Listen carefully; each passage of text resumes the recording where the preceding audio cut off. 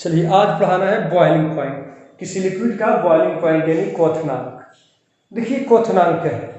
जिस टेम्परेचर पर कोई लिक्विड खौलना शुरू करता है उसी टेम्परेचर को कहते हैं बॉइलिंग पॉइंट यानी क्वथनांक। जैसे वाटर को गर्म करते हैं तो जैसे ही 100 डिग्री सी टेम्परेचर आता है वाटर खौलने लगता है। तो वाटर कितना पर खौलता है? 100 डिग्री सी पर।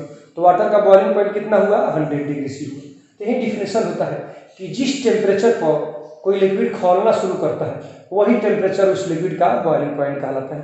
हर लिक्विड का बॉइलिंग पॉइंट अपना अलग अलग होता है। देखिए होता क्या है, जैसे जब किसी लिक्विड को गर्म किया जाता है तो उसका वेपराइजेशन होता है, जो वाष्पीकरण होता है, और वाष्पीकरण होगा तो उसके वेपर मोलिक्यूल यानी वाष्पीय अणु बनेंगे, बढ़ेंगे। तो हम लिक्विड को गर्म करते जाते हैं और उसका वेपर प्रेशर क्या हो, उसका लिक्विड को गर्म करते जाते हैं और उसके वेपर मोलिक्यूल्स बढ़ते जाते हैं, वेपराइजेशन बढ़ता जाता है और उसका वेपर प्रेशर बढ़ता जाता है। तो लिक्विड को गर्म करते गए और वेपर प्रेशर उसका बढ़ता चला जाता है। जब वह वेपर प्रेशर एटमॉस्फेरिक प्रेशर के बराबर हो जाता है तो वह लिक्विड खौलना शुरू करता है। तो वही टेम्परेचर उस लिक्विड का क्या कहलाता है? बॉइलिंग पॉइंट कहलाता है।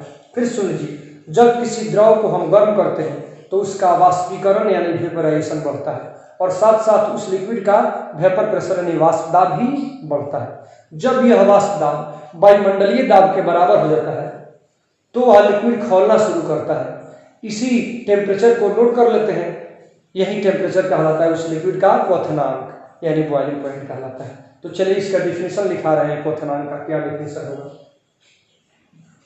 द टेम्परेचर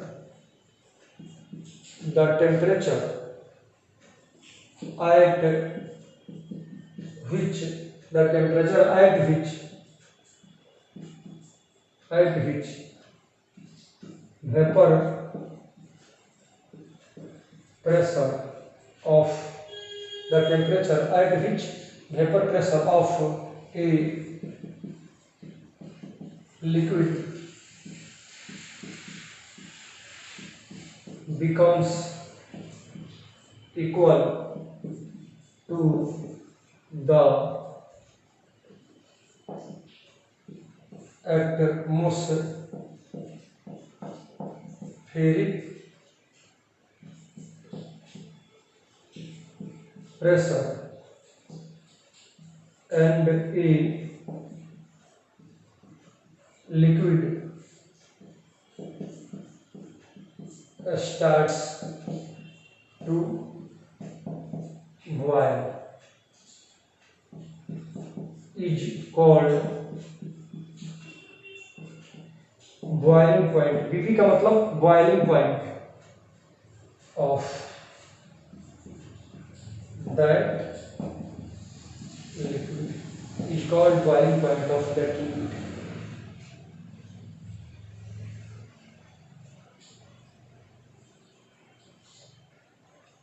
चलिए हिंदी लिखिए। जिस ताप पर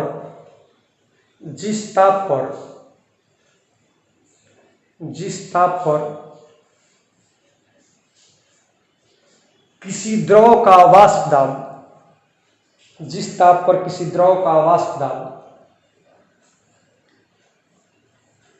वायुमंडलीय दाब के बराबर हो जाता है।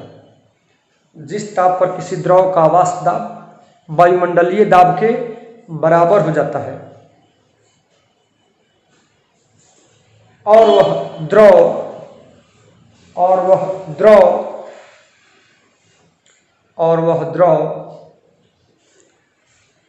खौलना प्रारंभ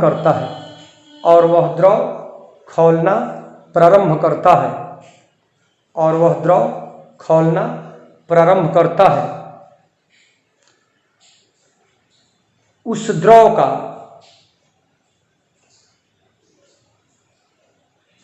क्वथनांक कहलाता है। टेम्परेचर क्वथनांक होता है, वह ताप उस द्रव का क्वथनांक कहलाता है। फिर मिला लीजिए, जिस ताप पर किसी द्रव का वाष्प दाब वायुमंडलीय दाब के बराबर हो जाता है और वह द्रव खौलना प्रारंभ करता है उस द्रव का क्वथनांक कहलाता है।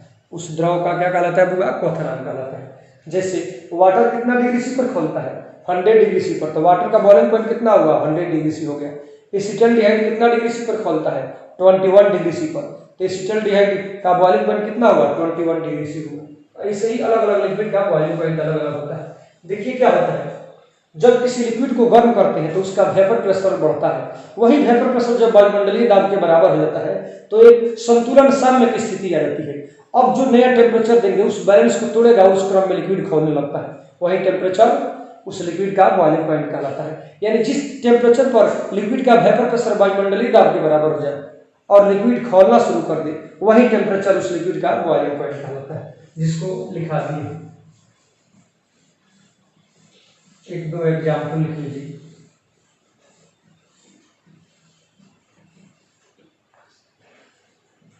Example, BP of water is 100 degree C. देखिए BP यानी boiling point of water is 100 degree C. Water का बॉइलिंग पॉइंट क्या होता है 100 डिग्री सी होता है। इसका मतलब क्या हुआ कि 100 डिग्री सी पर वाटर का जो वेपर प्रेशर है एटमॉस्फेरिक प्रेशर के बराबर हो जाएगा और वाटर खौलना प्रारंभ करेगा। दूसरा एग्जाम्पल, BP ऑफ एसिटल्डिहाइड या ethanol, BP of acetaldehyde is 21 degree C. Acetaldehyde का बॉइलिंग पॉइंट कितना होता है 21 डिग्री सी होता है। इसका मतलब 21 डिग्री सी पर एसिटल्डिहाइड का वेपर प्रेशर 21 डिग्री सी पर एसिटल्डिहाइड का वेपर प्रेशर एटमॉस्फेरिक प्रेशर के बराबर हो जाएगा। इसका मतलब यही होता है। चलिए उतार लिए होंगे मेरे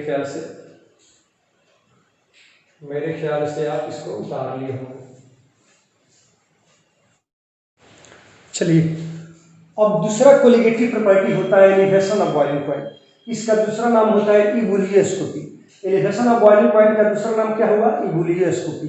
हिंदी का क्या होता है क्वथनांक उन्नयन। क्वथनांक का मतलब वही अभी समझे कि जिस टेम्परेचर पर कोई लिक्विड खौलना शुरू करता है वही टेम्परेचर कहलाता है क्वथनांक यानी बॉइलिंग पॉइंट। और उन्नयन यानी उसमें बढ़ोतरी, क्वथनांक में बढ़ोतरी। किसी लिक्विड के क्वथनांक में बॉइलिंग पॉइंट में कैसे बढ़ोतरी होती है उसी के संबंध में पढ़ना है। यही हुआ क्वथनांक उन्नयन। समझे ना बात। तो आज का क्लास है क्वथनांक उन्नयन। एक कोलिगेटिव प्रॉपर्टी का दूसरा प्रकार है। पहला प्रकार है लोअरिंग ऑफ वेपर प्रेशर, दूसरा कोलिगेटिव प्रॉपर्टी होता है एलिवेशन ऑफ बॉइलिंग पॉइंट, तीसरा होता है डिप्रेशन ऑफ फ्रीजिंग पॉइंट और चौथा होता है ऑस्मोटिक प्रेशर। तो आज कोलिगेटिव प्रॉपर्टी का दूसरा क्लास है एलिवेशन ऑफ बॉइलिंग पॉइंट। इसी के संबंध में आज की पढ़ाई होगी। तो चलिए इससे रिलेटेड क्वेश्चन, ये भी इंपॉर्टेंट क्वेश्चन बन जाता है। 12th में कई बार ये 5 मार्क्स में पूछा हुआ है। तो इससे रिलेटेड क्वेश्चन एग्जाम में कैसे पूछे जाएंगे तो लिखिएगा, what is elevation of boiling, what is elevation of boiling point. उसके बाद how molecular mass of A solute is determined from it. How molecular mass of A solute is determined from it. ये question रहा। इस question को इसको VVI मान लीजिए, important question है ये, याद कर लीजिएगा। बोर्ड एग्जाम के लिए जरूरी है ये, स्टेट बोर्ड हो या CBSE बोर्ड हो, ये क्वेश्चन इंपॉर्टेंट हो जाता है। चलिए इस क्वेश्चन का हिंदी लिखना चाहते हैं तो लिख लीजिए। देखिए क्वथनांक उन्नयन क्या है। क्वथनांक उन्नयन क्या है। इसकी सहायता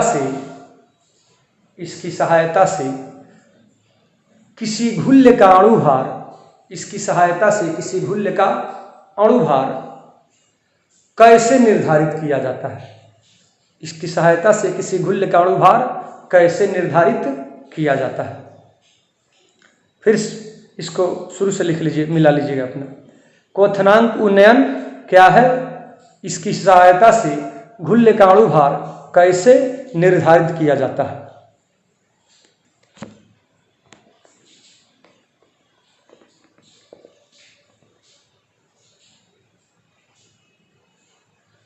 देखिए ये क्या लिए हैं, पानी है, सॉल्वेंट है, पानी है, सॉल्वेंट है।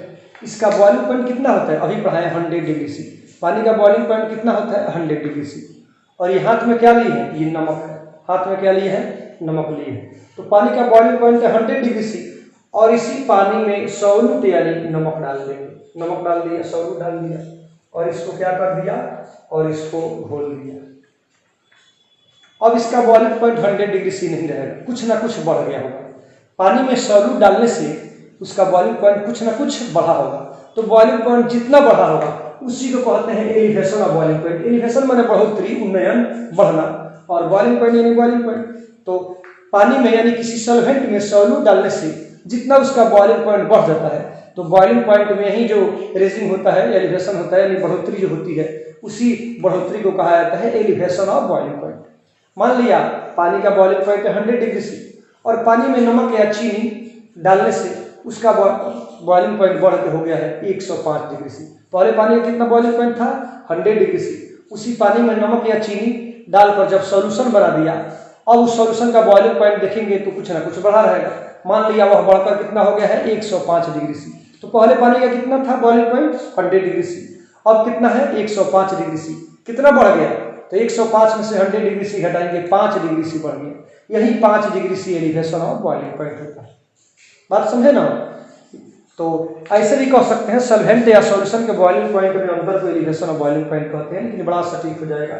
तो आप मिला जुला कर क्या समझे कि जब किसी सॉल्वेंट में non volatile solute, non volatile solute का मतलब होता है ऐसा सॉल्यूट जो उड़े नहीं, जैसे नमक, चीनी नहीं उड़ता है, ग्लूकोज नहीं उड़ता है, तो ये नॉन वोलेटाइल हुआ। पेट्रोल उड़ जाता है, वोलेटाइल हुआ। इथानॉल उड़ जाता है, वोलेटाइल हुआ। तो उड़ने वालों को वोलेटाइल कहते हैं, जो नहीं उड़ता है उसको नॉन वोलेटाइल कहते हैं। तो हम जो पढ़ा रहे हैं नॉन वोलेटाइल सॉल्यूट के लिए पढ़ा रहे हैं। तो जब किसी सॉल्वेंट में नॉन वोलेटाइल सॉल्यूट डाला जाता है तो उसका बॉइलिंग पॉइंट कुछ ना कुछ बढ़ जाता है। बॉइलिंग पॉइंट जितना बढ़ता है वही कहलाता है एलिवेशन ऑफ बॉइलिंग पॉइंट। तो इसी से संबंधित आज की पढ़ाई है।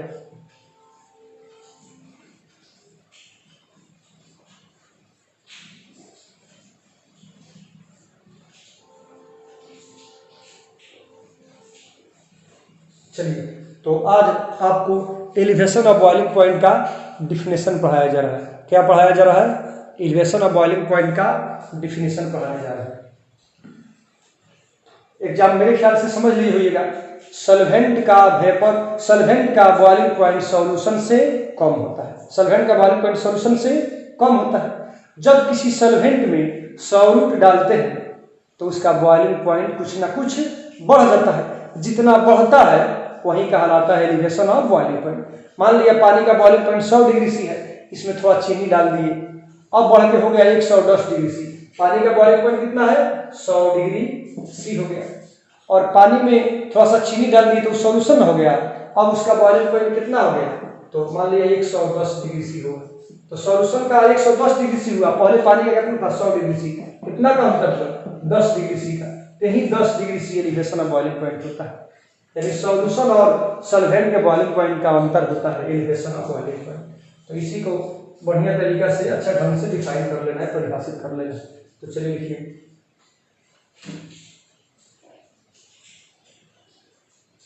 the BP of solvent is lesser than solution when a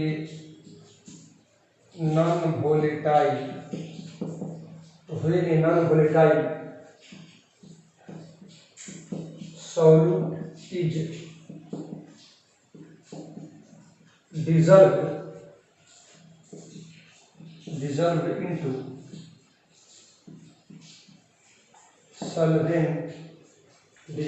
solvent, then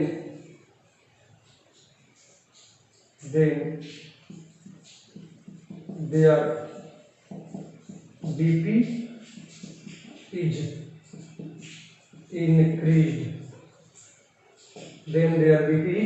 increased. This is called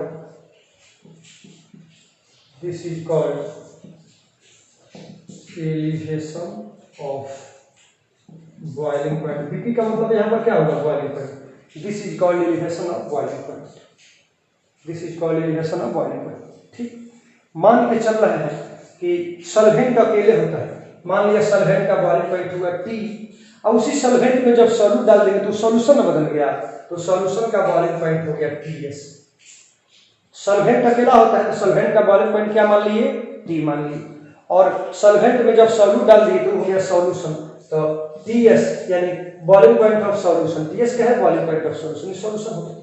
तो TS में से T हटाएंगे जितना आएगा, डेल्टा माने अंतर डिफरेंस, और T माने वही बॉइलिंग पॉइंट। तो TS में से T हटाएंगे तो आएगा डेल्टा TB। यही डेल्टा TB कहलाता है एलिवेशन ऑफ बॉइलिंग पॉइंट। अरे डेल्टा माने डिफरेंस और TB माने बॉइलिंग पॉइंट में डिफरेंस, यही delta TB elevation of boiling point हो गया। एलिवेशन ऑफ बॉइलिंग पॉइंट को डेल्टा TB से डिनोट किया है। ये सॉल्यूशन का बॉइलिंग पॉइंट और सॉल्वेंट के बॉइलिंग पॉइंट दोनों का डिफरेंस होता है एलिवेशन ऑफ बॉइलिंग पॉइंट। तो इसी को थोड़ा अच्छा ढंग से लिखते रहे। मान के चल रहा है कि सॉल्वेंट का बॉइलिंग पॉइंट क्या है, T, कैपिटल T, और सॉल्यूशन का बॉइलिंग पॉइंट क्या है, TS। तो मानिए if capital T is BP of solvent and TS is BP of solution, then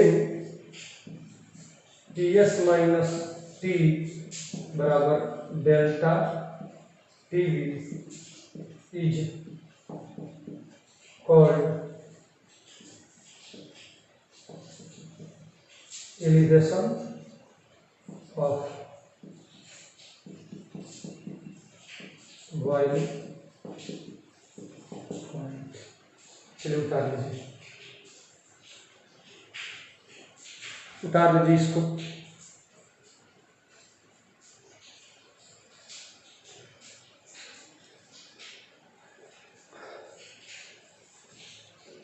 चलिए मेरे ख्याल से उतार लिए होइएगा।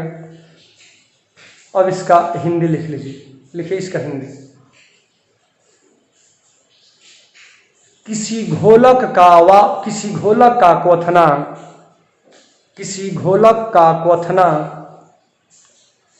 घोल से कम होता है। किसी घोलक का क्वथनांक घोल से कम होता है। किसी घोलक का क्वथनांक घोल से कम होता है। अर्थात जब किसी घोलक में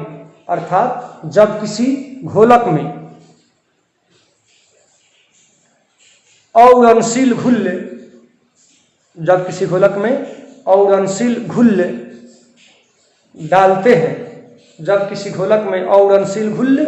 डालते हैं,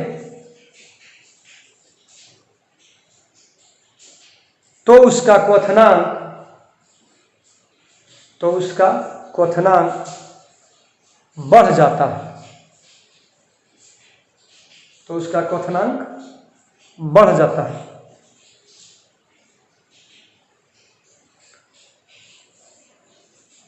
क्वथनांक में यही वृद्धि क्वथनांक उन्नयन कहलाती है।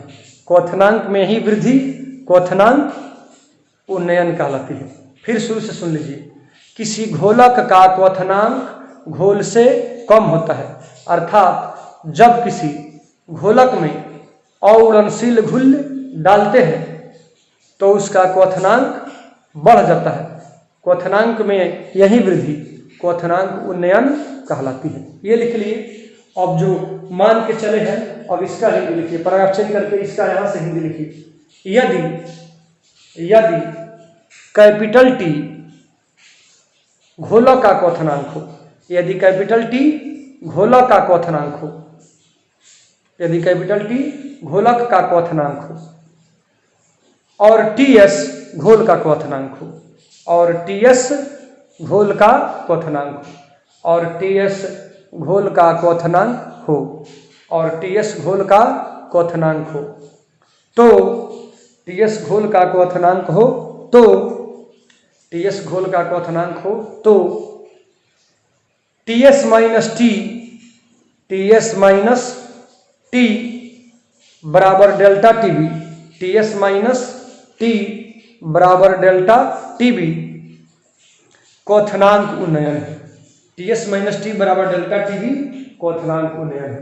डेल्टा TB क्या है? क्वथनांक उन्नयन है, यानी इसी को कहते हैं डेल्टा TB को क्वथनांक उन्नयन। चलिए अब एलिवेशन ऑफ बॉइलिंग पॉइंट यानी डेल्टा TB की सहायता से सॉल्यूट का अणुभार कैसे निकालते हैं। चलिए अब इसके बारे में पढ़ेंगे। अब हम यही पढ़ने जा रहे हैं कि एलिवेशन ऑफ बॉइलिंग पॉइंट की सहायता से घुल का अणुभार कैसे निकालेंगे। देखिए बुआ, ये पानी हुआ, सॉल्वेंट हुआ, क्या हुआ? ये पानी यानी सॉल्वेंट हुआ। इस पानी में नमक या चीनी डालेंगे तो इसका वेपर प्रेशर क्या होगा? कम होगा। पानी में नमक या चीनी डालने से वेपर प्रेशर कम हुआ, कम का मतलब लोअरिंग, तो वेपर प्रेशर में लोअरिंग हुई।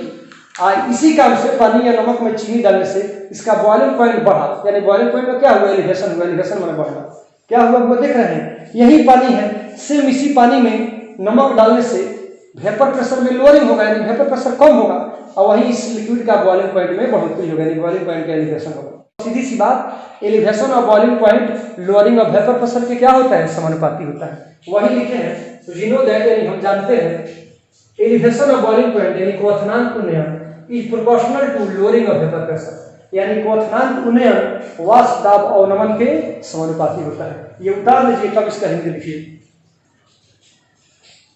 उतार लिए होंगे तो इसका हिंदी लिखिए। हम जानते हैं कि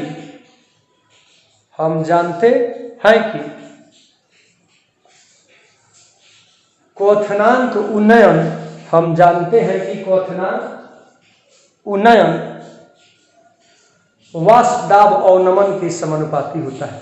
हम जानते हैं कि क्वथनांक उन्नयन वाष्प दाब अवनमन के समानुपाती होता है। क्वथनांक उन्नयन वाष्प दाब अवनमन के समानुपाती होता है। इसका हिंदी में जो लिखे।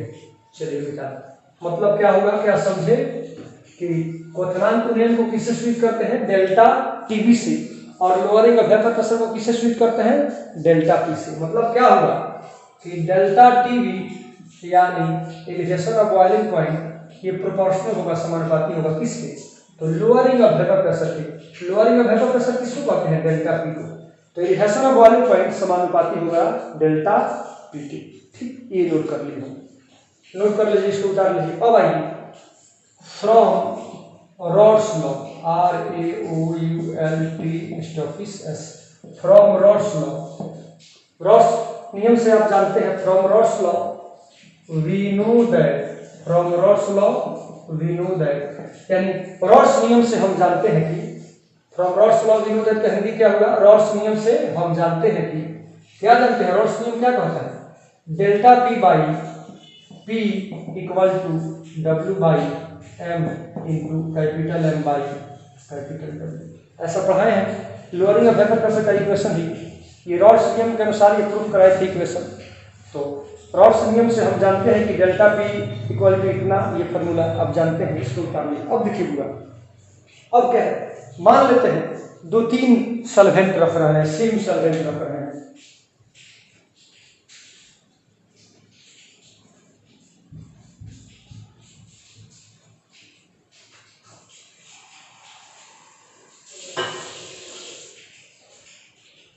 जैसे देखिए इसमें क्या है बुआ, इसमें पानी है, देख रहा है, इसमें भी क्या है? पानी है। दोनों ग्लास में क्या है? दोनों ग्लास में पानी है, सेम सॉल्वेंट है। पानी का मोलिकुलर, पानी का फॉर्मूला क्या होगा? H2O। इसमें पानी जो है इसका भी फॉर्मूला H2O है, और इसमें जो पानी लिए हैं इसका भी फॉर्मूला क्या है? H2O है। दोनों में सॉल्वेंट सेम है, पानी है। पानी का मोलिकुलर मास यानी सॉल्वेंट का मोलिकुलर मास कैपिटल M से डिनोट किया जाएगा। इस पानी का भी सॉल्वेंट है, इसमें का भी पानी, इसका मोलिकुलर मास Gm से डिनोट किया जाएगा। दो इसमें भी जो वाटर है उसका मोलिकुलर मास 18 होगा, इसका भी मोलिकुलर मास 18 होगा। तो 2 ग्लास लिए, दोनों में सॉल्वेंट सेम रखे। अब क्या किया, एक में नमक डाल दिया, एक गिलास में क्या डाल दिया? नमक डाल के बोला सॉल्वेंट सेम पानी है, एक में क्या डाल दिया, नमक डाल के घोला, चलिए, और दूसरे में क्या डाल दिया, और दूसरे में ग्लूकोज डाल के घोला। इस पानी में क्या डाला, ग्लूकोज घोला, इस पानी में ग्लूकोज घोला, और इस पानी में क्या घोला, नमक घोला। तो दो घोल हो गए, दोनों का सॉल्वेंट सेम है, दोनों का सॉल्वेंट पानी है, सेम है, सॉल्यूट दोनों का अलग अलग है। तो सॉल्वेंट का दोनों जो चीज रहेगा दोनों घोलों के लिए समान रहेगा। तो सॉल्वेंट का मोलिकुलर मास 18 दोनों सॉल्यूशन के लिए रहेगा, कांस्टेंट हो जाएगा। सॉल्वेंट का वेपर प्रेशर, इस सॉल्यूशन के सॉल्वेंट का वेपर प्रेशर वही होगा क्योंकि पानी है, और इसमें जो सॉल्वेंट है उसका भी वेपर प्रेशर सेम होगा। तो 2-3 घोल लिया जाए, 2-3 सॉल्यूशन लिया जाए और उसमें सॉल्वेंट सेम रहे, तो सॉल्वेंट का जो चीज रहेगा वो कांस्टेंट हो जाएगा। तो डेल्टा पी, तो ये पी क्या होता है, सॉल्वेंट का वेपर प्रेशर। तो दोनों घोलों का वेपर प्रेशर नहीं, सॉल्वेंट का वेपर प्रेशर पी कांस्टेंट हो जाएगा। सॉल्वेंट का मोलिकुलर मास m है, ये भी क्या हो जाएगा, कांस्टेंट हो जाएगा। वेट, तो सॉल्वेंट का वेट है, ये वेट तो किसी गिलास में पानी का अलग हो जाएगा, किसी का ज्यादा होगा, तो ये कांस्टेंट नहीं होगा, लेकिन दोनों का मोलिकुलर मास 18 होगा। क्योंकि दोनों तीनों घोलों में सॉल्वेंट सेम है, तो सॉल्वेंट सेम है तो सॉल्वेंट का मोलिकुलर मास m है, ये दोनों के लिए 18 हो जाएगा, यानी कांस्टेंट हो जाएगा। सॉल्वेंट का वेपर प्रेशर दोनों घोलों के लिए सेम हो जाएगा। तो अगर 2-3 घोल लिए जाए, सॉल्वेंट सेम हो, तो सॉल्वेंट का वेपर प्रेशर और सॉल्वेंट का मोलिकुलर मास दोनों क्या हो जाएगा, कांस्टेंट हो जाएगा। तो कांस्टेंट को हटाते हैं तो क्या आता है, समानुपाती का चिन्ह आता है। तो लिखिए आप, for same solvent, from same solvent, P यानी सॉल्वेंट का वेपर प्रेशर एंड M यानी सॉल्वेंट का molecular mass are constant. 2-3 solution लिए जाए, सबका सॉल्वेंट सेम है, तो सॉल्वेंट का वेपर प्रेशर P और सॉल्वेंट का मोलिकुलर मास M दोनों क्या हो जाएंगे, कांस्टेंट हो जाएंगे, दोनों क्या हो जाएंगे, कांस्टेंट हो जाएंगे। तो इस आधार पर जब कांस्टेंट को हटाते हैं तो कैसा फॉर्मूला आएगा, ऐसा पहले उतार लीजिए, इसको उतार लीजिए, आगे बढ़ते हैं, उतार लीजिए।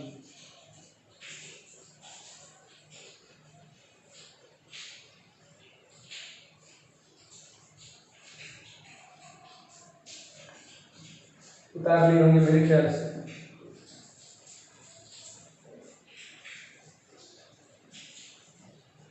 तो चलिए, इसको नहीं उतारिएगा, समझाने के लिए है। तो यही कांस्टेंट हो गया, यही कांस्टेंट हो गया, सॉल्यूशन में सॉल्वेंट सेम है। तो जब कांस्टेंट हटेंगे तो प्रोपोर्शनल का चिन्ह आएगा कि नहीं आएगा, तो दोनों कांस्टेंट हट गए तो क्या हो जाएगा, delta P proportional W by M into बड़ा W, यही आ जाएगा, क्योंकि कांस्टेंट हटे हैं तो कांस्टेंट हटने का प्रोपोर्शनल का चिन्ह आ गया।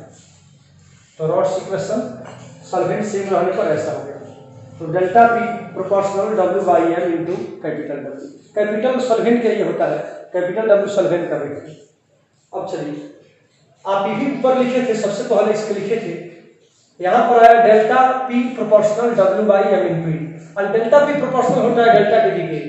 इस पॉइंट कैलकुलेशन ऑफ पॉइंट का हेडिंग में लिखे होंगे delta TV proportional delta P, तो डेल्टा पी प्रोपोर्शनल हो गया इसके, इसलिए डेल्टा पी के जगह पर हम डेल्टा टीवी नहीं लिख सकते हैं, proportional W by M into बड़ा W। कहाँ से आया, तो चूंकि डेल्टा पी प्रोपोर्शनल होता है डेल्टा टीवी के, तो इसलिए इसका प्रोपोर्शनल ही आया, तो इसका भी प्रोपोर्शनल ही हो जाएगा, दोनों एक दूसरे के प्रोपोर्शनल है। तो ये है, तो ये हटा के इसके जगह पर ही लिख सकते हैं, ऊपर ही लिखे हैं इसको, या डेल्टा टीवी प्रोपोर्शनल का चिन्ह हटाते हैं तो कांस्टेंट आएगा K small w by small m into capital W। इसको मान लीजिए इक्वेशन फर्स्ट, इसको क्या माने, इक्वेशन फर्स्ट। अब देखिए इक्वेशन फर्स्ट हो गया। अब क्या करते हैं, मान के चल रहे हैं 1000 ग्राम सॉल्वेंट को, पानी की मान लिया है या नहीं है, मान के चले, पानी कितना लिए 1000 ग्राम यानी 1 किलोग्राम सॉल्वेंट लिए। तो मान के चल रहे हैं 1 किलोग्राम सॉल्वेंट में 1 मोल सॉल्यूट डालें, 1 किलोग्राम सॉल्वेंट में कितना डालें, 1 मोल सॉल्यूट डालें। सॉल्यूट के मोल को किससे डिनोट करते हैं, स्मॉल एन से, सॉल्यूट के मोल को स्मॉल एन से डिनोट करते हैं। सॉल्यूट का मोल इक्वल टू क्या होता है, फॉर्मूला पढ़ाए भी है, W बाई M। तो सॉल्यूट का मोल स्मॉल एन, तो सॉल्यूट का वेट स्मॉल W, सॉल्यूट का मोलिकुलर मास स्मॉल एन, तो N equal to number of mole बराबर है वेट इन ग्राम बटा मोलिकुलर मास वाला फार्मूला होता है। तो अगर सॉल्यूट हो 1 मोल तो n का मान 1 हो जाएगा। और n का मतलब क्या होता है W/m, n का हो चाहे W/m तो 1 मोल के लिए 1 हो जाएगा, 2 मोल आता तो 2 हो जाता, 3 मोल के लिए 3 हो जाता। तो मान के चल रहे हैं 1 मोल सॉल्यूट को 1000 ग्राम सॉल्वेंट में डालें। 1 मोल सॉल्यूट का मतलब वही n = W/m = 1। n माने number of moles of solute, इसका फार्मूला होता है W/m, n = W/m। 1 मोल सॉल्यूट के लिए 1, 2 मोल के लिए 2, 3 मोल के लिए 3। तो अभी मान के चल रहे हैं माना 1 मोल सॉल्यूट को 1000 ग्राम सॉल्वेंट में डाला जाए। तो वही लिख रहे हैं if 1 mole solute is dissolved into 1000 gram solvent. इसका हिंदी क्या होगा? यदि 1 मोल सॉल्यूट, एक चीज और है, 1 मोल सॉल्यूट का मतलब क्या होगा? 1 मोल सॉल्यूट का मतलब n कहिए छोटा n का फार्मूला हो गया W/m, 1 मोल के लिए 1 हो गया। तो इफ 1 मोल सॉल्यूट का मतलब n चाहे W/m, 1 मोल के लिए 1, 2 मोल के रहता तो 2 रहता। तो if 1 mole solute is dissolved into 1000 gram solvent, इसका हिंदी हुआ यदि 1 मोल घुल्ल को 1000 ग्राम सॉल्वेंट में घोला जाए। पहले इसको उतार लीजिए।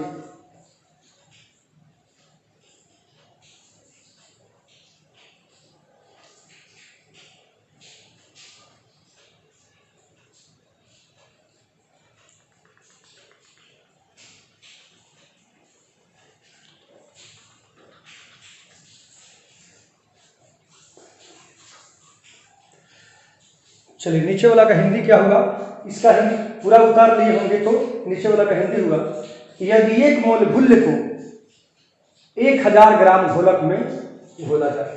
यदि 1 मोल घुल्ल को 1000 ग्राम घोलक में घोला जाए। यदि 1 मोल घुल्ल को 1000 ग्राम में घोला जाए। 1 मोल घुल्ल को 1000 ग्राम में घोला जाए। तो देखिए हुआ क्या होगा? 1 मोल घुल्ल क्या दिए हैं? 1 मोल घुल्ल, तो n = क्या होता है W/m, 1 मोल के लिए 1 हो जाएगा। तो यहाँ पर W/m इसके जगह पर 1 हो जाएगा, W/m 1 हो जाएगा। W/m = सॉल्यूट का मोल, सॉल्यूट का मोल 1 लिए है तो W/m का मतलब 1 हो जाएगा। तो यह इक्वेशन क्या हो जाएगा? डेल्टा Tv = K और W/m तो 1 हो गया। तो डेल्टा Tv = K/W हो जाएगा क्योंकि 1 मोल सॉल्यूट है। तो W/m का मतलब 1 हो गया। और W क्या होता है हुआ?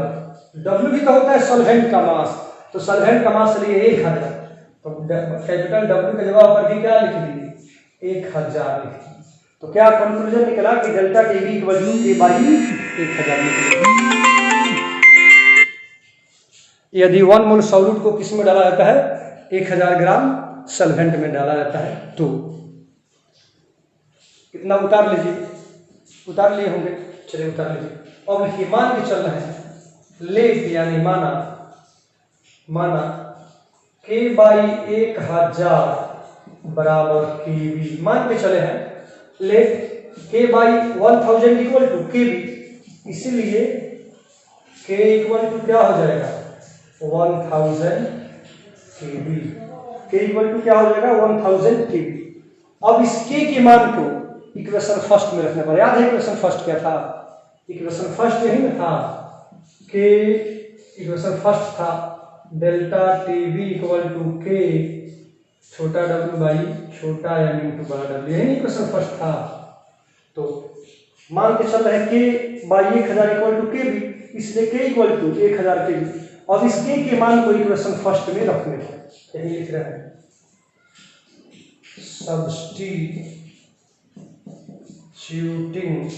substituting the value of K in equation first। इस K के मान को इक्वेशन फर्स्ट में रखने पर यहाँ पर रखेंगे इस K = 1000 Kb। इसी K के मान को इक्वेशन फर्स्ट में रखने पर क्या पाएंगे हम? देखिए क्या पाएंगे, डेल्टा टीवी है तो डेल्टा टीवी इक्वल टू के का मतलब क्या हो गया 1000 केवी, तो 1000 केवी, छोटा डब्ल्यू था तो छोटा डब्ल्यू, एम था तो एम, और बड़ा डब्ल्यू था तो बड़ा डब्ल्यू। यही हमको मिल गया, इसी को प्राप्त करना था, यही इक्वेशन 2 मिल गया। इसमें छोटा एम सॉल्यूट का मोलिकुलर मास आ गया, तो यही डेल्टा टीवी यानी एलिवेशन ऑफ बॉइलिंग पॉइंट की सहायता से सॉल्यूट का मोलिकुलर मास एम हम निकाल सकते हैं। तो यही हमको प्राप्त करना था, इसी इक्वेशन की सहायता से हम सॉल्यूट का मोलिकुलर मास निर्धारित कर सकते हैं। ये तो समझाने के लिए इक्वेशन फर्स्ट की है, इसका कोई अभी लिखने की जरूरी नहीं है, तो शुरू में लिखे। इसी समीकरण की सहायता से हम सॉल्यूट का मोलिकुलर मास निर्धारित कर लेते हैं।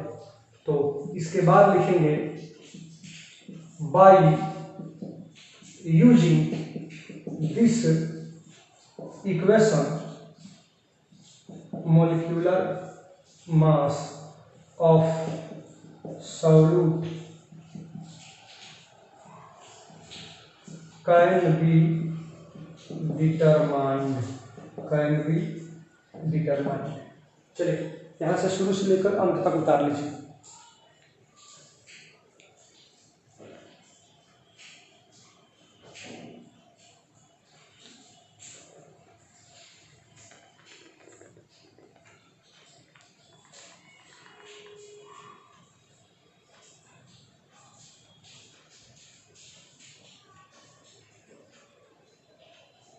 चलिए मेरे ख्याल से उतार लिए होइएगा, रोक कर पिक्चर को उतार लीजिएगा। चलिए इसका हिंदी लिख लीजिए, इसका हिंदी इस समीकरण की सहायता से, इसका हिंदी लिख रहे हैं लास्ट में ये है, इस समीकरण की सहायता से घुल्य का अणुभार निर्धारित कर लिया जाता है। इस समीकरण की सहायता से घुल्य का अणुभार निर्धारित कर लिया जाता है। इस समीकरण की सहायता से घुल्य का अणुभार निर्धारित कर लिया जाता है। इस समीकरण की सहायता से घुल्य का अणुभार निर्धारित कर लिया जाता है। चलिए अब एक चीज देखिएगा, पूरा क्या देखना है, इसमें क्या क्या चीज है सब तो जानते ही हैं। तो वेयर डेल्टा टीवी क्या है, तो लिखा है ऊपर elevation of boiling point, boiling point में बढ़ोतरी। डेल्टा टीवी है एलिवेशन ऑफ बॉइलिंग पॉइंट। अच्छा, छोटा डब्ल्यू क्या है, तो डब्ल्यू मैंने वेट, और छोटा लेटर सॉल्यूट के लिए, तो सॉल्यूट का वेट छोटा डब्ल्यू, तो वेट ऑफ सॉल्यूट यानी सॉल्यूट का वेट, सॉल्यूट का वजन। अच्छा, बड़ा डब्ल्यू सॉल्वेंट का वजन यानी weight of solvent, capital letter solvent के लिए लिखा है, तो बड़ा W weight of solvent, solvent का वेट। अच्छा, छोटा एम क्या है, एम का मतलब मोलिकुलर मास, छोटा लेटर कैपिटल लेटर सॉल्यूट के लिए, तो सॉल्यूट का मोलिकुलर मास है ये, तो मोल डॉट यानी मोलिकुलर पड़ेगा इसको, molecular mass of solute. Small M क्या है, तो मोलिकुलर मास ऑफ सॉल्यूट है। और इसमें मेन चीज क्या है, केबी याद है, केबी क्या है, तो KB equal to molal elevation constant.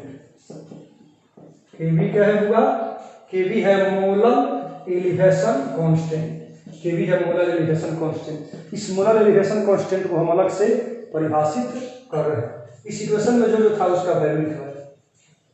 चलिए उतार लीजिए इसको, केबी क्या है, मोलर एलिवेशन कांस्टेंट, इसका हम अभी डिफिनेशन देने जा रहे हैं। उतारिए,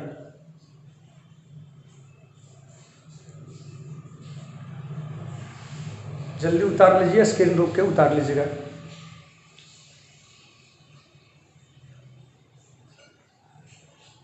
चलिए उतार लिए होइएगा, तो अब इसको मिटाते हैं।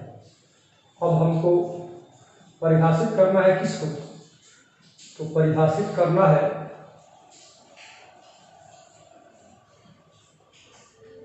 ये हेडिंग है, बार बार दिख रहा होगा, इस हेडिंग पर मत जाइएगा, तो हेडिंग इसी को पढ़ा रहे हैं, इसी को एक्सप्लेन किया है, तो शुरू में उतार लेना है, बीच में इसको नहीं उतारना है, हेडिंग का चीज है। तो अब हमको मोलर एलिवेशन कांस्टेंट यानी केवी को निकालना है, परिभाषित करना है। तो हेडिंग लिखिएगा मोलर माने एक मोल का, elevation molar elevation constant, molar elevation constant यही है Kb।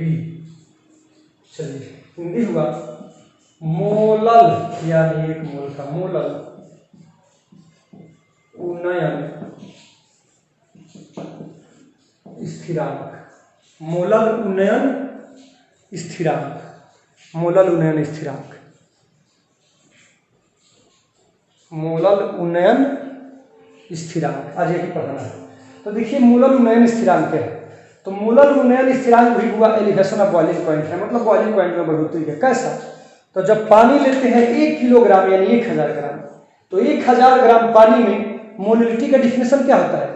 1000 ग्राम सॉल्वेंट में 1 मोल सॉल्यूट डाला जाता है, तो गढ़ापन का यह तरीका मोलिलिटी कहलाता है। मोलिलिटी से मिलता जुलता है मोलर एलिवेशन कांस्टेंट, मतलब 1 किलोग्राम पानी में 1 kg सॉल्वेंट में 1 मोल सॉल्यूट डालेंगे। 1 किलोग्राम पानी में 1 मोल नमक चाहे 1 मोल चीनी, कोई भी 1 मोल सॉल्यूट डालेंगे, तो उस सॉल्वेंट का जितना बॉइलिंग पॉइंट में बढ़ोतरी हो गया उसी को कहते हैं मोलर एलिवेशन कांस्टेंट। क्या समझे? 1 मोल सॉल्यूट को 1000 ग्राम सॉल्वेंट में डालने से बॉइलिंग पॉइंट जितना बढ़ता है वही कहलाता है मोलर एलिवेशन कांस्टेंट। एक होता है मोलिकुलर एलिवेशन कांस्टेंट, तो 1000 ग्राम सॉल्वेंट में 1 मोल सॉल्यूट डालने से तो मोलिकुलर एलिवेशन कांस्टेंट हो गया। ये है मोलर एलिवेशन कांस्टेंट। तो क्या समझे? 1 किलोग्राम सॉल्वेंट में, क्या समझे? 1 किलोग्राम सॉल्वेंट में 1 मोल सॉल्यूट डालने से बॉइलिंग पॉइंट जितना बढ़ता है वही कहलाता है मोलर एलिवेशन कांस्टेंट, जिसको Kb से डिनोट किया जाता है। चलिए इसका डेफिनेशन लिखिए। द एलिवेशन ऑफ Bp माने boiling point, the elevation of boiling point which is obtained by the elevation of boiling point which is obtained by dissolving 1 mole solute into 1000 gram solvent is called molar elevation constant. It is denoted by Kb. It is denoted by Kb. Hindi इसका लिख लीजिए, उतार लीजिए। पहले उतारने के बाद इसका हिंदी लिख लीजिए। हिंदी लिख लीजिए। 1 किलोग्राम घोलक में 1 किलोग्राम घोलक में 1 मोल घुल्ल डालने से 1 किलोग्राम घोलक में 1 मोल घुल्ल डालने से 1 किलोग्राम घोलक में 1 मोल घुल्ल डालने से क्वथनांक में हुई वृद्धि, क्वथनांक में हुई वृद्धि मोलल उन्नयन स्थिरांक कहलाता है। मोलल उन्नयन स्थिरांक कहलाता है। चलिए फिर मिला लीजिए। 1 किलोग्राम घोलक में 1 मोल घुल्ल डालने से क्वथनांक में हुई वृद्धि मोलल उन्नयन स्थिरांक कहलाता है। हो गया। इसे Kb से सूचित किया जाता है, इसे Kb से सूचित किया जाता है, इसे Kb से सूचित किया जाता है। चलिए ये हुआ आपका लेक्चर नंबर 13।